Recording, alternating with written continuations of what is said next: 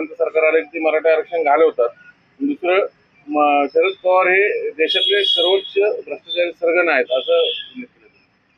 आज पुण्यामध्ये भारतीय जनता पक्षाच्या सुमारे 5,000 प्रमुख निवडक कार्यकर्त्यांचा नेत्यांचा मेळावा बाणेर या ठिकाणी झाला आणि त्यामध्ये पहिल्या दुपारच्या सत्रामध्ये मी देवेंद्र फडणवीस, रावसाहेब दानवे यांचं भाषण चॅनलवरती पाहिलं.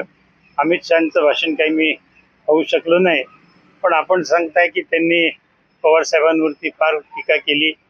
अतिशय गंभीर स्वरूपाची अशी टीका होती. एक गोष्ट आपण लक्षात घ्या, भारतीय जनता पक्षाचे पंतप्रधान मोदींपासून तर राज्यातला गल्लीतला नेता हा सुद्धा आता पवार साहेबांवरती टीका करतोय. याचा अर्थ पवार साहेब ही एक ताकद आहे, ती एक शक्ती आहे आणि ती शक्ती जोपर्यंत विरोधी पक्षामध्ये आहे तोपर्यंत विरोधी पक्ष मजबूत राहणार आहे याची खात्री भारतीय जनता पक्षाला निश्चित आलेली आहे. त्यामुळे ही शक्ती जर का समोर तिथं नष्ट करायचं असेल तर पवार साहेबांवरती हल्ला केला पाहिजे, त्यांच्यावरती खोटे नाटे आरोप केले पाहिजेत. अर्थात ते आत्ताच सुरू झालेल्या अशातला भाग नाही. 1994 साली सुद्धा गोपीनाथ मुंडे हयात असताना त्यांनी देखील पवार साहेबांवरती अनेक आरोप केले, भ्रष्टाचाराचे आरोप केले, भूखंडाचा श्रीखंड असेल, दाऊदशी संबंध असेल, पण या सगळ्या प्रकरणातून काहीही निष्पन्न झालं नाही. पवार साहेब तावून सुलाखून बाहेर पडलेले आहेत. आज देखील आता अमित शहा म्हणतायत की पवार साहेब हे देशातले सर्वात मोठे भ्रष्टाचार आहेत.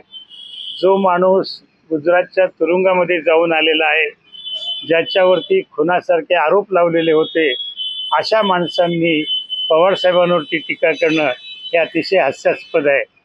जरूर आज ते भारतीय जनता पक्षाचे नेते आहेत, केंद्रीय गृहमंत्री आहेत, परंतु आपण काय होतो याचा त्यांनी विचार करायला हवा. पवार साहेबांचं एखादं देखील उदाहरण भ्रष्टाचाराच्या बाबतीमध्ये त्यांनी दाखवलं तर त्याला पवार साहेब आपल्याला उत्तर देतील.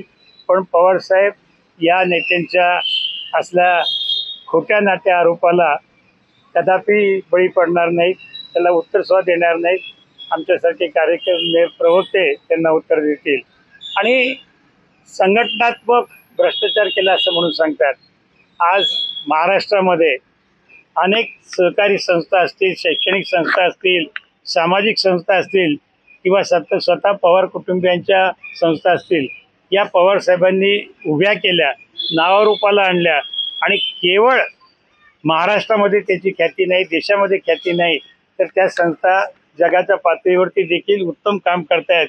अशा प्रकारचे निर्वाळा अनेक परदेशातून आलेल्यांनी दिला.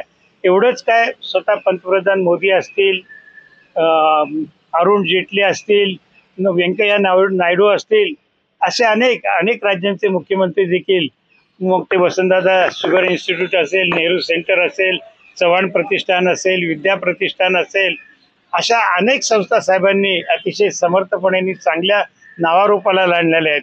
त्यामुळे मला कल्पना नाही गुजरातमध्ये अमित शहांच्या किती संस्था आहेत आणि त्या कशा पद्धतीने चालत आहेत त्याची माहिती प्रथम अमित शहांनी भारतातल्या जनतेला द्यावी आणि मग पवारसाहेबांच्या बाबतीमध्ये संस्थात्मक भ्रष्टाचार करणारे नेते म्हणणं हे करावं. मी त्यांच्या या वक्तव्यांचा निषेध करतो आणि मागेच पवारसाहेबांनी सांगितलं की जेवढे आरोप त्यांच्यावरती केले जातात तेवढं आमची ताकद वाढते, आम्हाला ऊर्जा मिळते. त्यामुळे त्यांनी केलेल्या आरोपाला आम्ही काही फारसं महत्त्व देत नाही.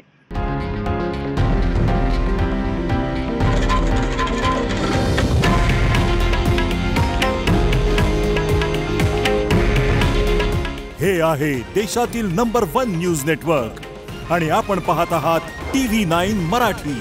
काळजी तुमची, हित महाराष्ट्राचं.